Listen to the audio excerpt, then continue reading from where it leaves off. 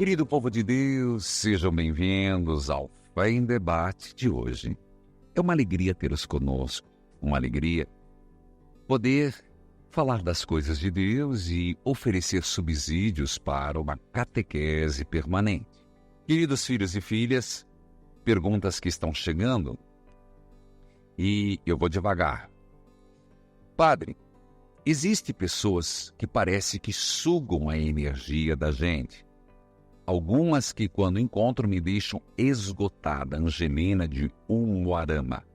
Angelina, realmente existem pessoas que têm uma carga negativa de pessimismo, estão mal resolvidas consigo, não estão no caminho da luz. Nosso Senhor Jesus Cristo foi claro, inclusive no Evangelho, quando diz: onde está o teu tesouro, aí está o teu coração. E ele continua, que para mim é uma frase maravilhosa, que ele diz assim: os olhos são a porta do coração. Se teus olhos estão doentes, doente estará teu interior. Se teus olhos estão sadios, terá luz. Porém, se teus olhos forem maus, o seu corpo ficará cheio de escuridão. Mateus capítulo 6, versículo 23.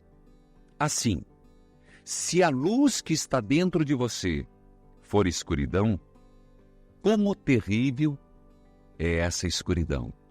Então, respondendo para você, de fato, existem pessoas que estão mal consigo mesma, com Deus dentro de casa, e não tem jeito, isso passa para o outro. Então devemos evitar pessoas assim. Existem pessoas que sugam nossa energia, principalmente pessoas que mexem com o ocultismo, mas também pessoas que não precisa necessariamente ser que mexem com o ocultismo, pessoas que vivem na corrupção, pessoas que mentirosas.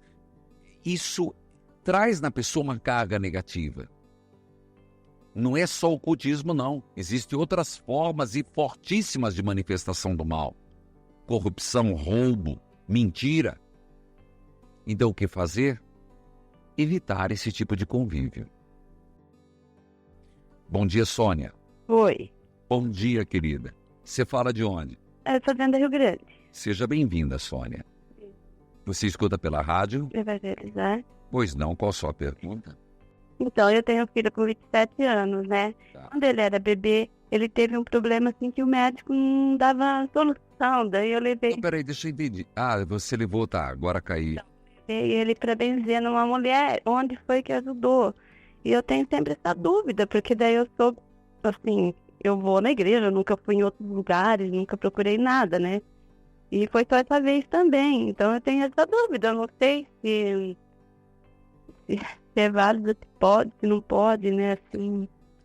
Se não me falha a memória, no livro 10 Respostas que Vão Mudar Sua Vida, eu falo sobre esse assunto e eu respondo aqui. Aqui é impressionante porque existem dons e carismas. Sônia, existem pessoas católicas, apostólicas, romanas, de Deus, que Deus deu um dom, o dom da cura. Então, existem pessoas que, com oração, na oração, fazem o bem. Nós usamos a palavra benzimento, que na verdade é uma oração de libertação, uma oração de cura. E meu marido falou ontem. Então, nós geralmente usamos a palavra benzimento. Eu entendo benzimento de outra forma. Então, existem pessoas que têm esse dom e tem que ser cultivado, que não são pessoas ruins, não são pessoas que não fazem outra coisa senão rezar. Isso é um dom. É que existe quem se aproveita deste elemento para ganhar dinheiro. Então aí já não é de Deus. É verdade. Então é só ter esse discernimento. Então fique em paz.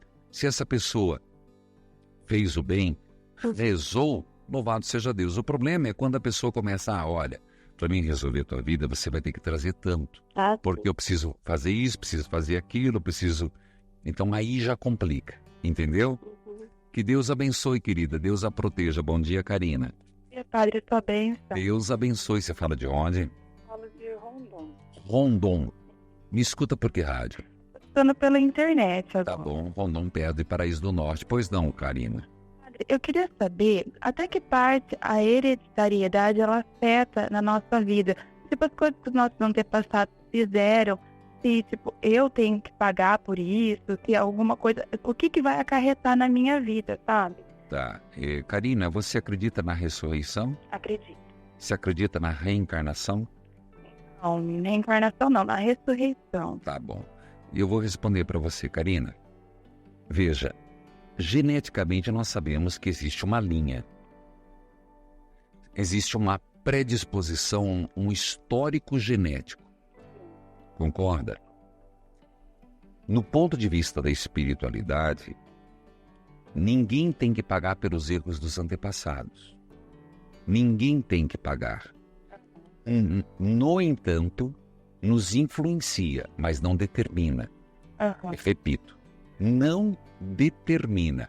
Uma coisa é a palavra determinar, outra coisa é influenciar.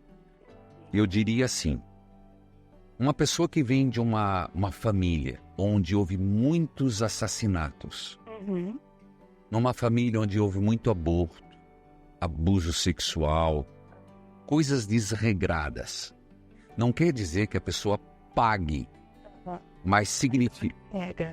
Carrega. De alguma forma carrega. Por quê? Porque isso fica. É uma bola de neve. É aí que entra o processo de cura, de libertação. Eu acredito nisso. Padre, e deixa eu te perguntar uma coisa. Vamos por assim, uma pessoa na minha família morre. Ela tem um espírito assim de inquietação. Esse espírito, na hora que a pessoa morre, que ela vai para... Ela passa direto por um processo. Esse espírito pode ir para outra pessoa, alguma coisa desse tipo? Então, por isso que eu te perguntei. Você acredita na reencarnação? Não, reencarnação, não. Mas eu...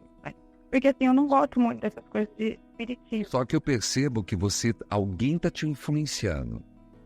Porque essas tuas perguntas é de quem está com um pezinho no espiritismo. Karina, a pessoa morre, ela vai para o juízo particular. Até esperar o juízo final. E porque o espírito não baixa no outro. Não há incorporação. Morremos uma vez e vamos para junto de Deus. Porque é que essa semana nós temos um grupo de oração, só que é católico, tudo certinho.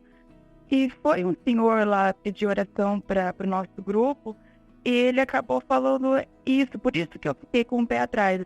Sabe? É uma pessoa equivocada. Sim. Ela está errada. Entendi. Mesmo as pessoas que veem fantasmas, que veem espírito, é fruto do seu inconsciente, da sua própria mente. É uma projeção.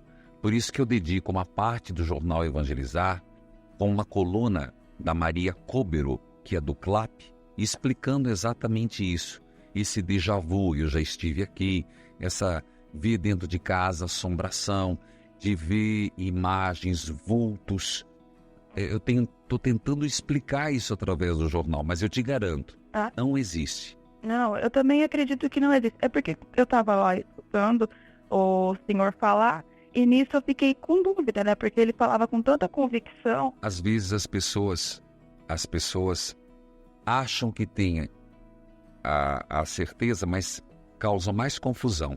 Por isso que em grupo de oração deveria se dar a palavra a quem realmente deve ter. Não é todo mundo, não. Que Deus abençoe, Karina, que Deus a proteja. Eu tenho recebido aqui, e vamos lá, pessoas que fazem a pergunta, acredito que seja o motivo do Gênesis. Bom dia, Padre, sua bênção. Gostaria de perguntar no Fé em Debate sobre as manifestações demoníacas.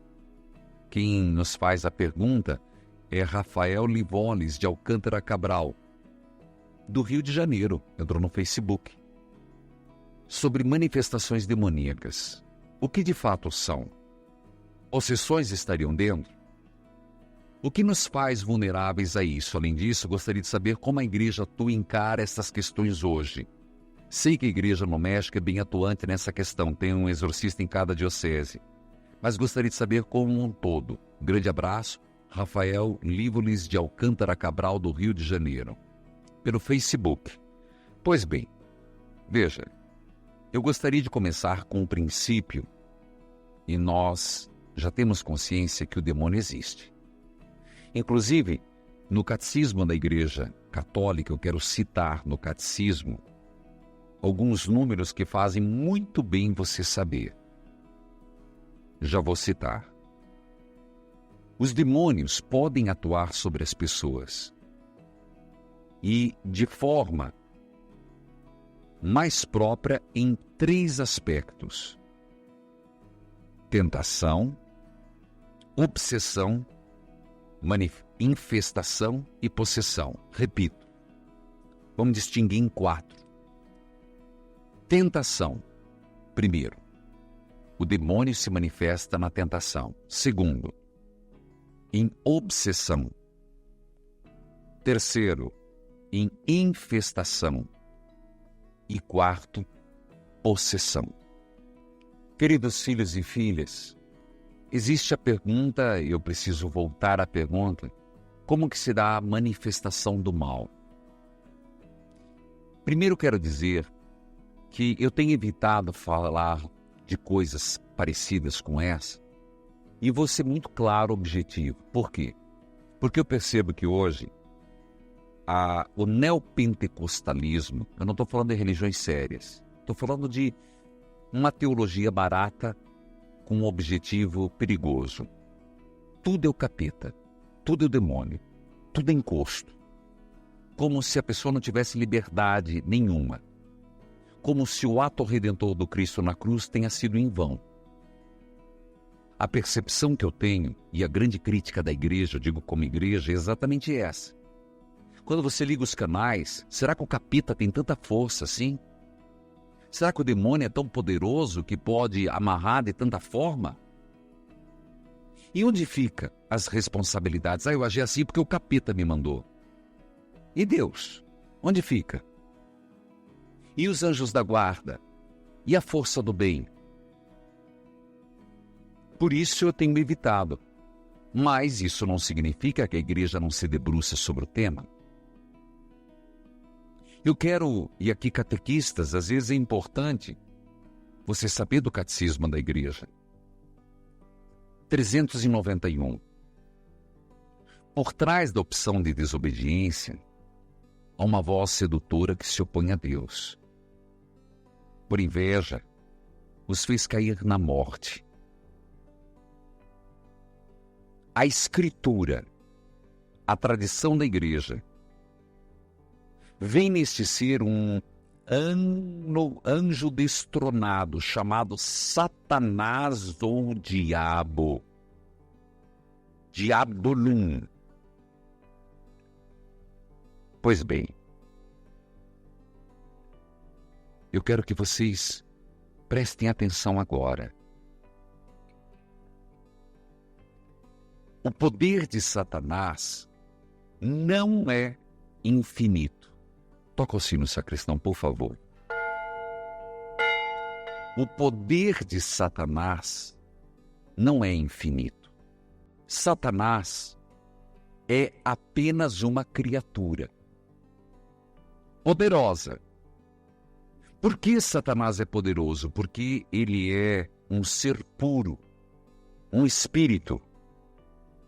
Ele era um anjo que desobedeceu e caiu. Perdeu todo menos a inteligência angelical. Embora Satanás atue no mundo por ódio contra Deus e contra o reino de Jesus Cristo, as suas ações causam graves danos, tanto no espírito, até na natureza física, no homem, na sociedade. Por que Deus permite a ação de Satanás, desse anjo decaído? é permitida para que nós saibamos agir no livre-arbítrio e livre e espontaneamente voltar a Deus. Em base a isso, são verdades importantes, se você prestou atenção. O demônio pode agir. E qual a maior ação do demônio na tentação? Jesus foi tentado. Nós somos tentados. O que é a tentação? O primeiro grau da atuação do inimigo. Ele insinua, ele propõe, até facilita a desordem pecaminosa. Ele nos estimula a ofender Deus. Ele nos tenta a sair da graça. Lembremos que, como seres humanos, nós somos livres da tentação. Nem toda a tentação é proposta de modo direto pelo diabo. Mas o diabo age na tentação pelos hábitos desregrados. O diabo age pelo ambiente. Ele nos tenta na cultura. Ele nos tenta no meio da política, na economia. Somente através da tentação, o diabo consegue o seu intento principal. Qual o maior desejo do diabo? Nos afastar de Deus. E onde ele age? Pela tentação. Uma segunda manifestação. Obsessão. O que é obsessão diabólica? Já ouviu falar? Preste atenção. É o mesmo que obsessão doentia, respondendo para você no Facebook. Obsessão diabólica. É o mesmo que obsessão doentia, que a psiquiatria estuda. Mas a causa dessa obsessão diabólica não é natural, é sobrenatural. O que é isso? Consiste em ideias fixas, pessoas que escutam vozes, visões. A pessoa é afligida, ela perde a paz, chega a pensar que está louca e pode agir como verdadeiro endemoniado, pois o diabo pode lhe sugerir isso na obsessão. Nesse caso de obsessão diabólica, as orações de libertação feitas por leigos têm grande efeito. Obsessão diabólica, obsessão doentia. Você gosta do Fé em Debate? Você acha que é edificante? Ligue 0 operadora 41 84010909. Já vou falar sobre a infestação, mas escute agora. Ô padre, eu sou Marilda de João Pessoa, escuto o senhor pela rádio Maná M920 aqui em João Pessoa. E o senhor está me ensinando muito, como eu tenho sede de Deus e aprender cada dia mais, e o senhor vem nos ajudar. A mim e todas as pessoas que estão escutando. Eu adoro o seu programa. Um abraço, padre, fique com Deus. A paz de Jesus e o amor de Maria. Amém, filha. Deus abençoe a João Pessoa. Um grande abraço. Queridos filhos e filhas, hoje eu estou falando de um tema que eu não gosto. Volto a fazer a minha crítica. Devido à banalização e uso indevido desse tema. Não significa que não exista Satanás ou diabo. No Gênesis, na tentação, no catecismo da igreja. Mas tudo, e será que ele é tão forte? Lembram um princípio, ele é criatura. Ele não é de poder infinito. Mas o que é uma infestação? O segundo grau da manifestação do demônio. A infestação, ela diz respeito não às pessoas, mas a objetos e locais. A infestação. A presença diabólica em determinados objetos e locais é atestada pela igreja nos exorcismos, feitos em diversos locais, e coisas contidas, inclusive tem no ritual romano. Essa bênção de libertação da infestação, não em pessoas, mas em objetos. E aqui eu indico uma leitura para quem quer aprofundar. Antes que os demônios voltem, do Padre Quevedo. Antes que os demônios voltem, do Padre Quevedo. Eu li e recomendo. Estou falando de um tema bastante controverso. De um lado, existem pessoas que fazem um verdadeiro culto e dão poder ao diabo muito mais do que ele tem. Eu prefiro falar da graça, da misericórdia e do poder de Jesus. Não só fora da Igreja Católica, mas dentro da Igreja Católica. Pessoas desequilibradas, que não tem nada a ver com a renovação carismática. Eu os conheço bem. A renovação carismática católica é muito centrada. Tem uma teologia profunda e respeita o mundo. Mas existem pessoas que só sabem ver isso, fora e dentro. Estão precisando de uma conversão no Cristo Redentor. Pois bem, eu falava da infestação e quero terminar esse assunto ainda falando sobre possessão. E depois vou falar sobre exorcismo. Possessão. A possessão é uma forma raríssima de atuação diabólica. O que é uma possessão? Consiste no demônio se apossando do corpo e das faculdades racionais da pessoa, a fim de destruir nela a imagem de Deus. A possessão é um caso raríssimo.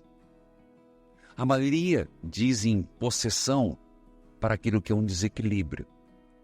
Quem tem o discernimento para dizer se a possessão é não ou não, só um sacerdote. Qualquer sacerdote. Fazer o exorcismo é diferente. Exorcismo é reservado a um padre e toda a diocese, não é só no México não, filho. Você que me fez no Facebook. Toda a diocese, o bispo nomeia oficialmente um exorcista. Eu quero dizer que nós estamos acostumados a ver filmes de exorcismo. E nós temos um padrão, eu diria uma psique coletiva, uma imagem coletiva de como o demônio age. Não necessariamente daquele jeito. Também. E não porque uma pessoa age daquele jeito que significa que é possessão. Porque existe um modo operante, como explicar? Um comportamento, os psiquiatras sabem do que eu estou falando. Um comportamento já pré-determinado, agindo assim, mostra o quê? Então, o inimigo se esconde. E eu volto a dizer, é preciso muita sensatez dos sacerdotes. E são. Segundo ponto, e gosto muito desse argumento porque é muito válido. O diabo, Satanás, ele não gosta dessa possessão. Ué, padre, por quê? Gente, ele é inteligente. Eu já vi pessoa possessa. A pessoa, ela se descaracteriza. Ela fica realmente... Ela mostra aquilo de mais horrendo que ela pode se tornar. O diabo não gosta de se mostrar assim. Por quê? Porque ele mostra o que ele faz da pior forma no ser humano. Então ele assusta. Então a possessão não é interessante para o diabo. Porque ele mostra o que ele é realmente. Eu quero lembrar que neste caso, a igreja recomenda o exorcismo. Não compete a um leigo fazer o exorcismo. E nem mesmo a qualquer padre se atreve a isso. É alguém que é reconhecido pelo bispo, pelo que nós chamamos o bispo local, ordinário, do local, do bom sentido, do canônico da palavra. Eu quero lembrar que o exorcismo não é um ato mágico, muito menos um sacramento. É um sacramental. É reservado. E realmente é primeiro perscrutado, analisado. Quero lembrar que a renovação das promessas do batismo, seja onde é feito na Páscoa todo ano, é uma forma de exorcismo. Espero ter falado sobre o assunto a contento e creio que já foi o suficiente, até mais do que o necessário. Falemos da misericórdia, da graça e do poder do Senhor. A Clarice Bando da Silva, de Maringá, ali pode acompanhar pela Terceiro Milênio, pode acompanhar pela Rádio Colmeia. Olá, tenho uma dúvida. Clarice Bando da Silva. É pecado batizar as crianças depois dos 8 anos? Clarice, não se trata de pecado. Se trata de você estar tão feliz com o seu batismo, tão comprometida com a igreja, que você quer que seu filho, sua filha, tenha as melhores coisas. O que um pai e uma mãe quer? Que tenha alimento suficiente, que cresça. Você fica preocupada se você for levar ao pediatra e perceber que teu filho e tua filha não está engordando bem, não está se desenvolvendo, não é isso? E na vida espiritual não deveria ser o mesmo? Não é uma questão de pecado, mas é uma questão de oferecer o melhor. Também não é aquela coisa que... é verdade que se não batizar antes de finados do próximo ano a pessoa vira lobisomem? Não se trata disso. Mas é uma questão de eu creio no poder de Jesus Cristo. É exatamente isso que eu falava, mais do que demologia. Eu creio no poder. E por isso quero que meu filho, minha filha, receba já no início da vida essa graça santificante do batismo. Porque o batismo é uma graça santificante. Os 3 atributos do batismo, nunca é demais lembrar: filiação divina, pertença à igreja e libertação do pecado original. Aqui veio a pergunta da Renata Cardoso, de Recife, deve estar me acompanhando pela Rádio Linda da Arquidiocese. Padre, sua bênção. Gostaria de saber se pode haver problema de comprarmos móveis antigos, como camas, mesas de cabeceira, sem saber de quem era. Se pode haver influência do mal. Me disseram que não temos como benzer móveis de madeira. Obrigado. Renata, acredito que a sua pergunta veio sobre porque eu falei sobre infestação. Filha, não tenha medo não. Se fosse assim, minha casa estava mal assombrada. Não tem problema. E digo para você, o fato de você benzer a casa, por isso que eu insisto, na primeira sexta-feira do mês, de você ter água benta e benzer a casa. Acredite, se Deus é por nós, quem será contra nós? O caso da infestação é um caso, além de raro, quem está com Deus não tem. O grande problema é quando a pessoa ela se sugestiona, ela dá brechas, frestas. Essa história, me disseram que não temos como benzer móveis de madeira, isso não existe. Tudo pode ser benzido. Tudo pode ser consagrado ao Senhor. Quando nós falamos, eu consagro meu lar ao Senhor, nós repelimos o mal. Mas repelimos o mal de nós mesmos e da nossa incredulidade. É bem verdade, e lendo os textos, alguém me perguntou se Judas foi possuído pelo demônio. Porque o texto diz que naquele momento o demônio entrou no coração de Judas. Eu não diria que era uma possessão. Se tratava de uma tentação. E Judas cedeu à tentação. E o inimigo realmente divide. Por isso que nós temos a vida sacramental. E aqui que eu quero fazer com que você reflita. Não há necessidade de procurar fora se temos tudo dentro da nossa igreja. Se você observar, a vida sacramental acompanha todo nosso itinerário. Nascemos e somos batizados. A comunhão que nos acompanha todo dia.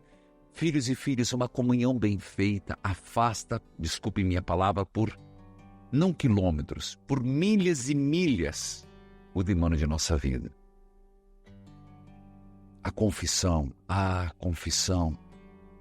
Se fôssemos mais disciplinados, escutássemos mais a voz da nossa consciência, não deixaríamos oportunidade do mal se manifestar em nós. A vida da confissão é um rechaçar o inimigo para muito longe. Confessar, comungar, casar na igreja. Por favor, não entenda errado o que eu estou dizendo. Mas não está certo se juntar. É uma fresta deixada. Por favor, não vão concluir errado. Eu apenas digo, é uma fresta. Filhos e filhas, a unção dos enfermos. E assim a vida sacramental é uma união que fazemos com Jesus. Jesus venceu o mal. Eu termino com a frase de Jesus que deve ser coragem. Não tenhais medo. Eu venci o mundo. Coragem. Não tenhais medo. Eu venci o mundo. Que a bênção de Deus Todo-Poderoso esteja com todos vocês. Eu quero agradecer a toda a equipe, Fernanda, Cleusa, Zé Peixão, quero agradecer telefonista Cris, obrigado a todos. E a você, ouvinte, pela fidelização no Fé em Debate. Em nome do Pai, do Filho, do Espírito Santo, amém. Evangelizar é preciso.